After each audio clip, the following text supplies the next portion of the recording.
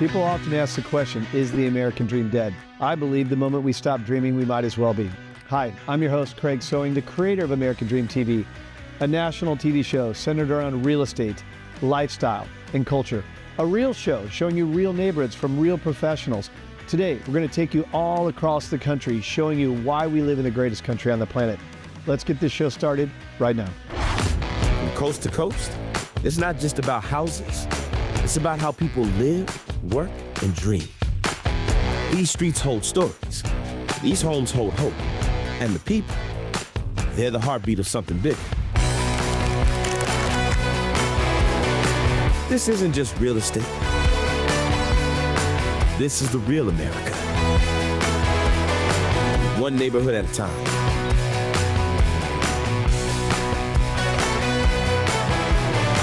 Welcome to your neighborhood. Welcome to the American Dream.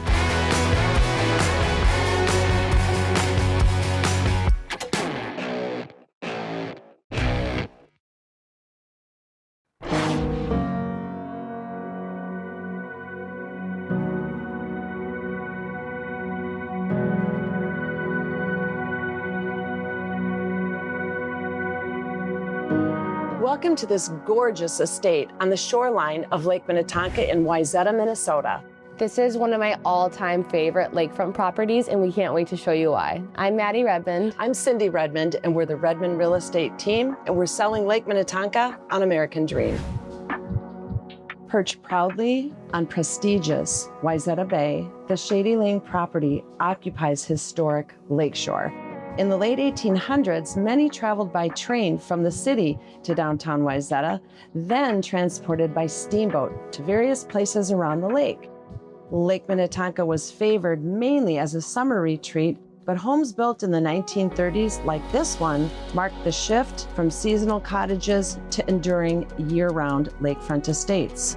So Shady Lane isn't any ordinary lakefront property. It's a piece of Lake Minnetonka history, where it all started.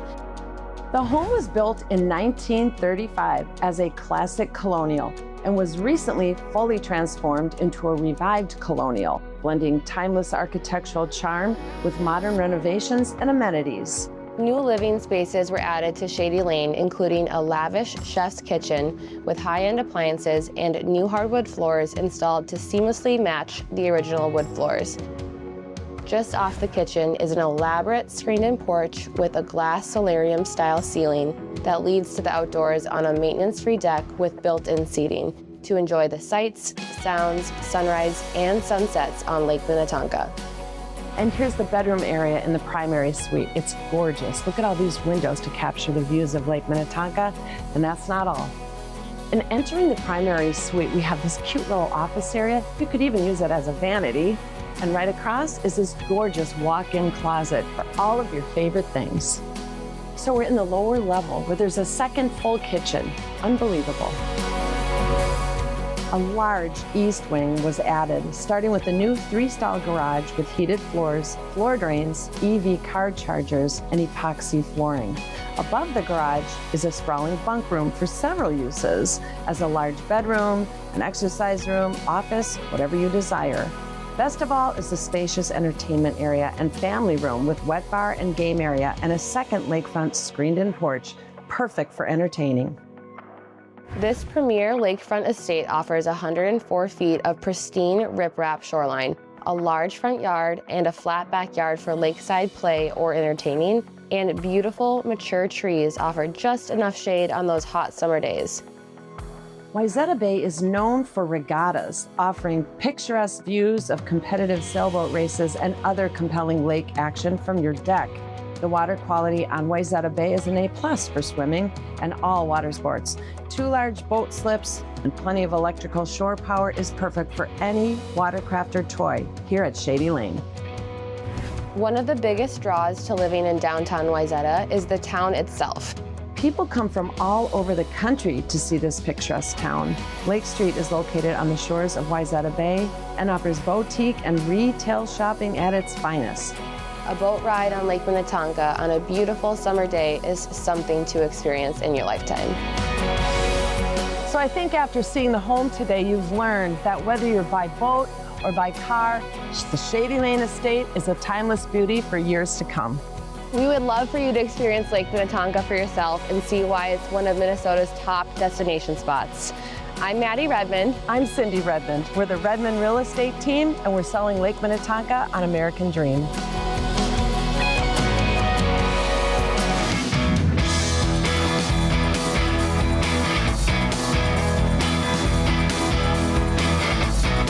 Welcome to American Dream TV.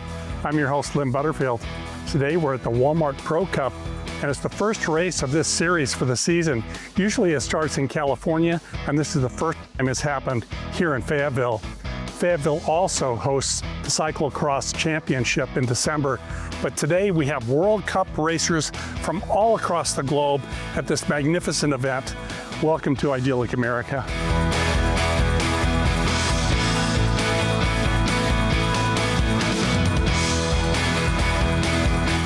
Ryan. Lynn, how you doing, sir? Good. This is absolutely amazing. This is awesome. It's so cool to see Centennial just activated with all these professional athletes here. This is what it's all about. I mean, US Pro Cup has been coming here. I think it's been for about the last 6 years now. And this is one of the premier events that we have here in Fayetteville. We just love it. Getting all these pro athletes here. Obviously, our community is completely behind it by now. And just really cool to see this thing going here. So, a lot of fun. What's been exciting for me is, I remember when the Waltons announced all of the bicycle infrastructure, and their whole objective was to give the youth something really good to grab onto that's healthy and outdoor activities. People like Experience Fayetteville have taken this to a whole new level with the creation of the Centennial Park, and I'm astonished that you guys could get the funding to do this. You have to have great community support to do that. Huge community support. It's our city, it's our community, it's obviously the tourism office as well. Just as much as we're a thriving SEC college town, we are a cycling destination to the fullest. We host things like cyclocross, we do youth cycling, we do professional events like this. We've even held international world events like World Cyclocross back in 2022. So it's great to have this stuff going here. Well, and one of the things I really love is the younger riders that you mentioned. And I know local kids who are on the developmental team for the U.S. team now. And that wouldn't have happened without this kind of a facility. Yeah, it all happens from the youth perspective, honestly. We get the youth involved with cycling with things like Kessler Regional Mountain Park, with Centennial Park as well. And once you get the youth involved, it just gets the community behind it, and you have that contingency that starts to be built that is cycling. I mean, cycling is not a niche business for us. This is huge business for our community. We love cycling. It's a huge part of our destination's identity at this point as well. I mean, for a town this size, it has amenities that are off the chart. Yeah, I was gonna say, we hear that all the time. It's a town that has 100,000 people and about 35,000 students. We shouldn't have all the amenities that we have, and we do. We have the big city amenities that come from a big city. People always come here for the competitive cycling. That's usually what their introduction is into Fayetteville. Once they're here, they just start to fall in love with the destination for all the reasons that we love it here. It's our 375 restaurants. It's our Broadway theater that's going on right here, right? It's our SEC College Town vibes that we have. There's just so much happening here. And usually cycling starts them here, and the destination is what keeps them here. We usually see anywhere between 40 to 45 different states show up for US Pro Cup. And what's cool is we even have some international people here this year from Canada. So excited to get even more of a draw this year than ever before. Well, I have no doubt that if this is an indication of what's happening all week, and I know it is, it's a huge success. Congratulations. Thank you so much. Yeah, we're all investing in this big time. You can see the sponsor list behind me as well. And honestly, as a tourism office, we couldn't be any happier with the way this event turns out for us every single year. Ryan, thanks for hosting me. I'm excited to watch the rest of this race with you, so let's get at it. That sounds good to me. Thanks for being here. We're excited to have you. Thank you.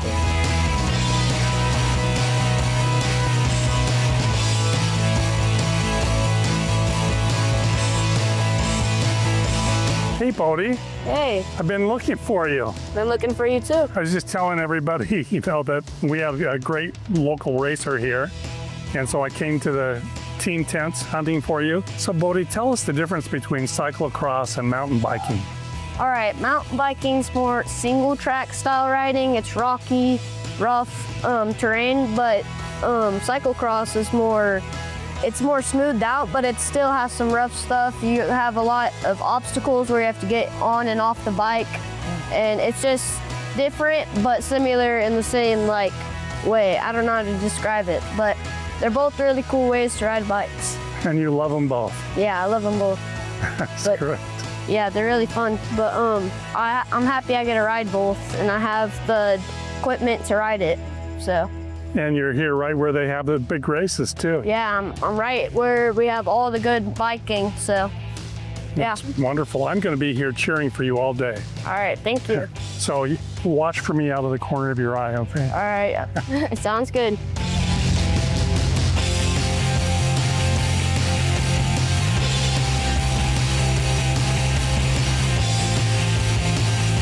Thanks for joining me here in Fayetteville at the Walmart Pro Cup. You know, people come to these kinds of events at Fayetteville, but the allure of Fayetteville and the outdoor lifestyle captures them, and then they come back and stay. Join me next time when I show you more of what makes Northwest Arkansas idyllic America.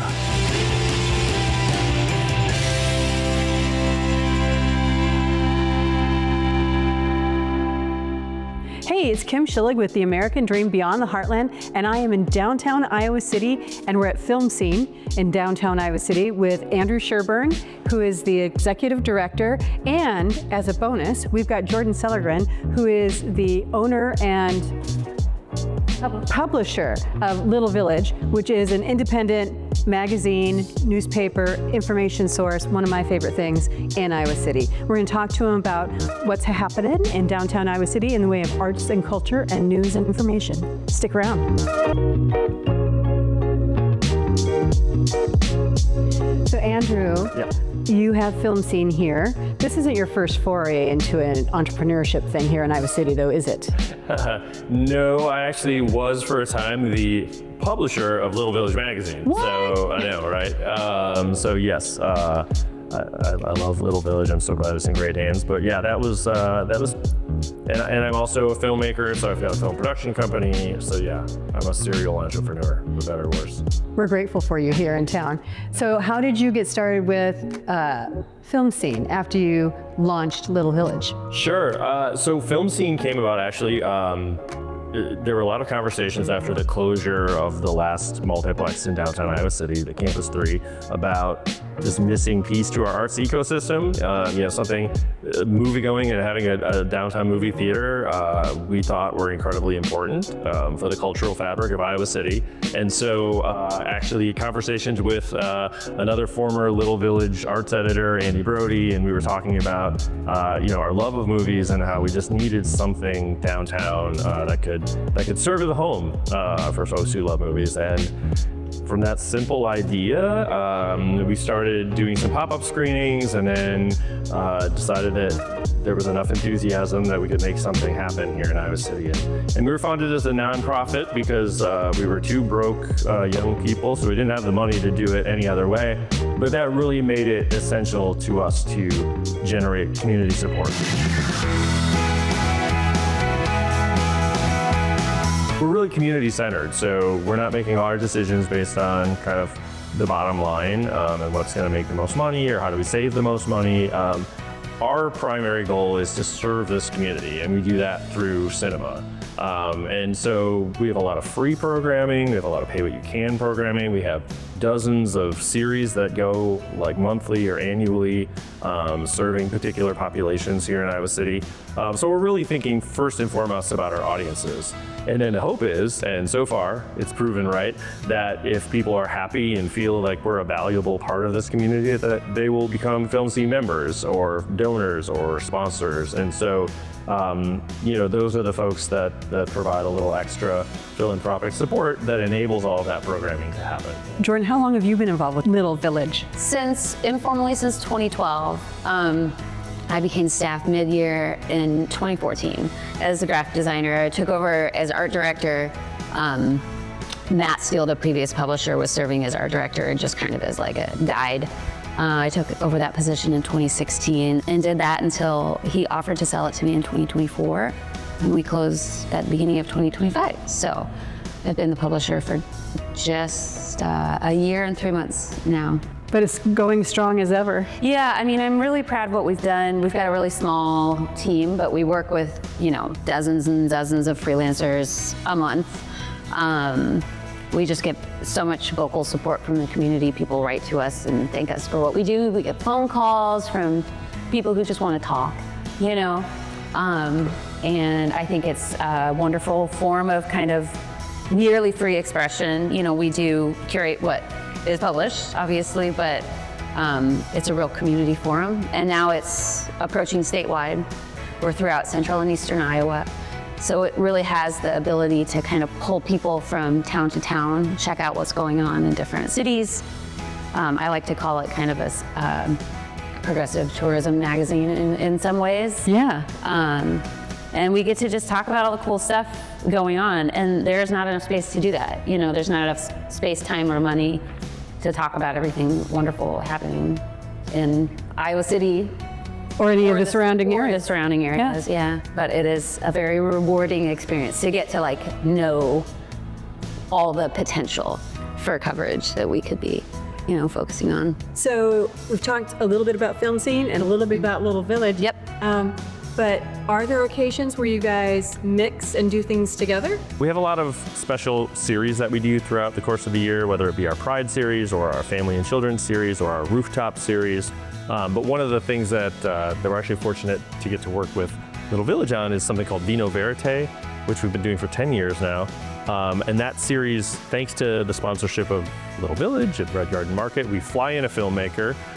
We use the Bread Gardens wine experts to pair wines with the film, chosen specifically for this film, and then we cater like an hors d'oeuvre and reception beforehand. And so we all get to mingle, drink the same wine with the filmmaker, and then watch this movie together and have a conversation afterwards. It's an awesome event, and you get to engage with the filmmaker, which is always fascinating. That additional context really like drives in the point of the film. And yeah, we love to do it. Thanks for joining me with The American Dream Beyond the Heartland down at Film Scene in Iowa City. Come on down and check them out.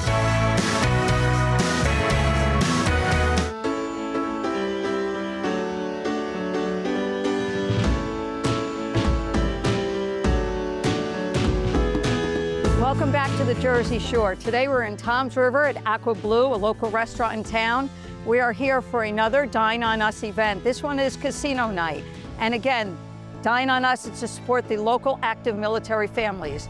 We're going to meet with another veteran who runs an organization for veterans with PTSD. And we're going to also talk to my friend Marcy. She's going to talk to us about mortgages, the latest market insights. And you know what? I'm feeling lucky. I'm Michelle Volpe. I'm your host for American Dream TV. Let's get the ball rolling. I'm going to shoot some dice. Let's go.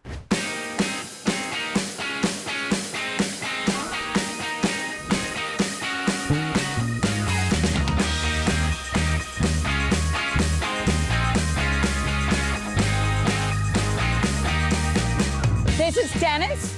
I know you run a great organization.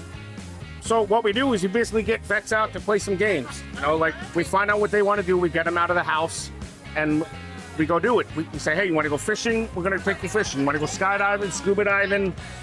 So your whole organization has to do with veterans? We brought, yeah, it's 100% veterans, and we're veterans for veterans. What made you start your organization? I was a Marine. I did 2 tours in Iraq. Okay. In August of 2016, I took an attempt on my life because I was just too strung out with everything that I experienced in Iraq. So afterwards, I went to a faith-based organization. And I just realized, like, why didn't we know about these other organizations first? Right. Why did it take me 10 years of downward spiral? So we said, well, we need to create something that is out for vets to just get out of the house, go find their outlets. Right. You know, I've been using this thing like a wheel. Every spoke in a wheel is your wellness. And you got to find all those spokes. Right. With me, it's writing. It's me, it's going to watch my girls play their lacrosse games. Right. Those are my outlets. And that's what we applied. Explain what the Ma Double Deuce is. In the Marine Corps, there's the 50 caliber machine gun. Right. It's called the M2. The Marines and the Army, we call it the Ma Deuce. And then 22 veterans a day commit suicide. Okay. So that's what we call ourselves, Ma Deuce Deuce. How do you find people in need? A lot of times, it's their wives. Oh, really? Their wives will find us and be like, hey, my husband's struggling right now. And right now we do the Jersey Shore Blue Claws. Okay. We have sponsored seats. Okay. So then they come to the game with their kids or whatever, and 9 times out of 10, I sit down with the guy and I'm like, hey, we could talk about you, or we could just watch some baseball. Right. And it's always, we're gonna watch some baseball. Right. And then all of a sudden, a week later, hey, can I go to another game? Right. And then that time it's just me and him. Right. And then I find out how I can help him, or I don't want to say we can help him, whether he needs to go to a rehab, or if he needs some unmet needs, he needs his electric bill paid or something like that. Right. That's all the stuff we'll do. No one on our board collects a paycheck. I've been doing this for almost 10 years. We don't take the money. I think that's what makes it more pure. Well, I think it's awesome what you do. I thank you for talking to me. I appreciate it. Anytime.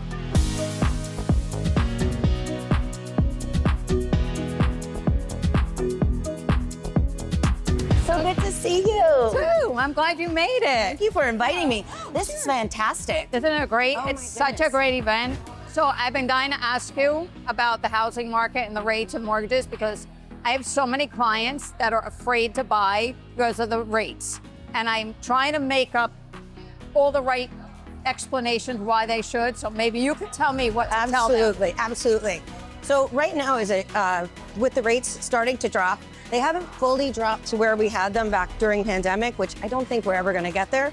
But we can see them drop maybe into the low to mid 5s. It's the best time to purchase. Really? Because the housing market, there's not a lot of people flooding the market, and there's not a lot of bidding wars. What's going to happen as the rates eventually do drop into the end of 2026, we're going to see more people coming out wanting to purchase. Right. So if the rates drop and you see that 1% drop, and in a year from now you see another 1% drop, you can always come back and refinance. Yeah.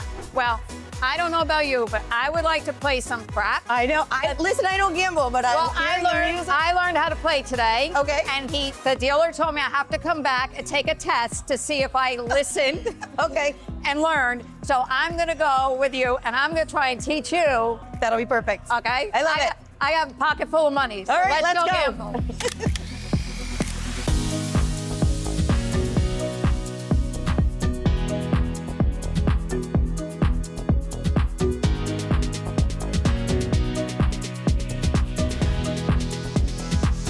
Thank you for joining me today. I hope you had fun.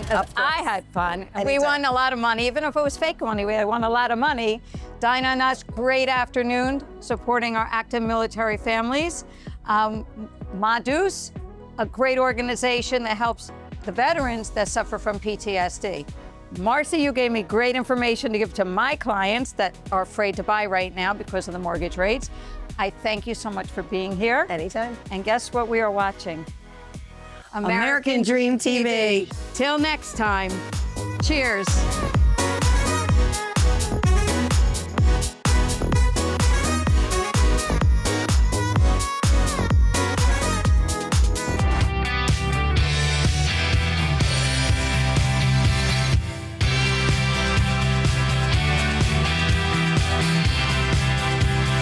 Behind every strong community, there are people quietly showing up, making a difference wherever it matters most.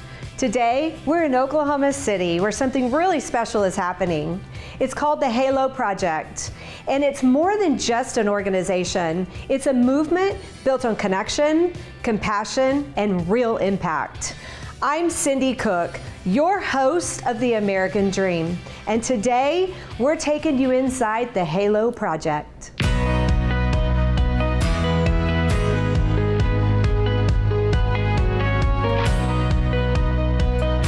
So today we're here with Cindy Lee. She's the CEO and founder of the Halo Project in Oklahoma City. You get involved with a lot of nonprofits, and sometimes you really never just get to hear the story about how they started. Sure, I absolutely. would love to hear where your inspiration came from, how you got started. Yes, well, I am a mental health professional, so I'm a counselor, and I was working in community mental health, and we were serving a lot of families with kids who've experienced child abuse and neglect. And we started to realize that all the tools we had in our tool belts as a group of counselors were not proving to be effective with a very specific population, and that was our kids who have been in foster care or our children who've been adopted. And as a mental health professional, you go into the business to help people, and then somebody comes to you and they think you have the answers and you want to have the answers, and if you don't, you're then given a choice. Usually you would refer them to somebody who has the answers, or you go find them. So we didn't have any place to send them because nobody had the answers. So we just took it upon ourselves to find it. So we started looking nationally, where is some kind of treatment or intervention for our kids? Discovered it out at Texas Christian University, got that solution, which is called TBRI, and brought it back to our population here in Oklahoma, and started putting together programs based on these solutions for our kids in foster care and adoption. And we saw changes in the kids and the families, and then we're like, oh dear, it actually worked. That was back in 2013. Wow. We have expanded and grown, and that program itself happens almost every night here in our office, serving multiple kids and families. And we were asked by a funder to start working with a population that were at risk for their kids coming into foster care. So the idea was, if we could help the family system, could the kids stay in that family system instead of going through foster care? And so we started to work with those individuals and realized very quickly that they themselves are just big kids from earlier hurt. Mm-hmm. And so it became this idea of, okay, how do we help them heal as fast as they possibly can? So we just started working in partnership with another nonprofit here in Oklahoma City called Palomar. We started working together. These were survivors of intimate partner violence who were at risk for their kids coming into care. Right. And so we just started playing around and quickly realized, we've got a solution to helping an individual come to know their worth and value. I'm not good enough, I'm not smart enough, something's wrong with me, I did something unforgivable. If individuals can drop those lies and accept the truth of who they are and their authenticity, that they're precious and priceless, then we can go to them and say, okay, now that you know your value, how would you like to raise your children in such a way that they know theirs? And they're like, please, how do we do that? And then we can teach them parenting. Thank you so much for all the time that you've given. Like you said, mental health right now is a huge problem. Yeah. And you're one step at a time doing things to help that in our industry. So it's wonderful. Thank you so much. Absolutely, and thank you for listening and taking the time to be with me today. Thank you. Absolutely.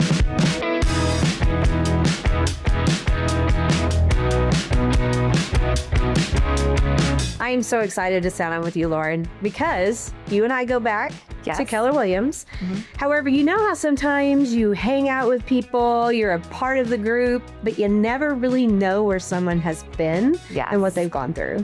And I would love to know what got you involved in the Halo Project. 11 years ago, our daughter is adopted. At the time, she was 7.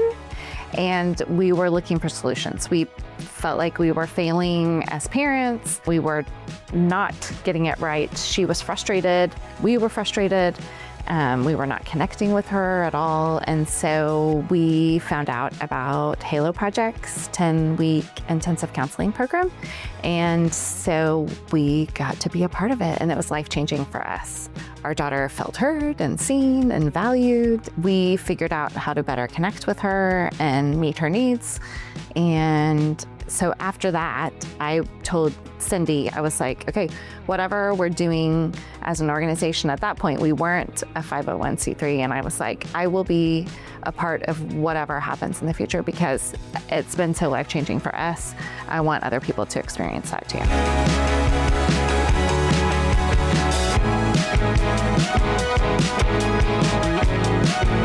I'm Cindy Cook, your host of The American Dream, taking you along the red dirt roots where the stories, the people, and the heart of our communities come to life.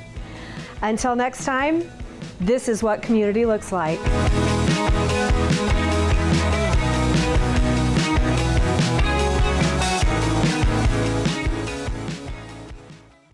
I hope you enjoyed today's episode of The American Dream TV. We created this show to combat negative media, to show that the American Dream is alive and well by showing you real stories in real neighborhoods. Thank you so much for watching the show, and cheers to your American Dream.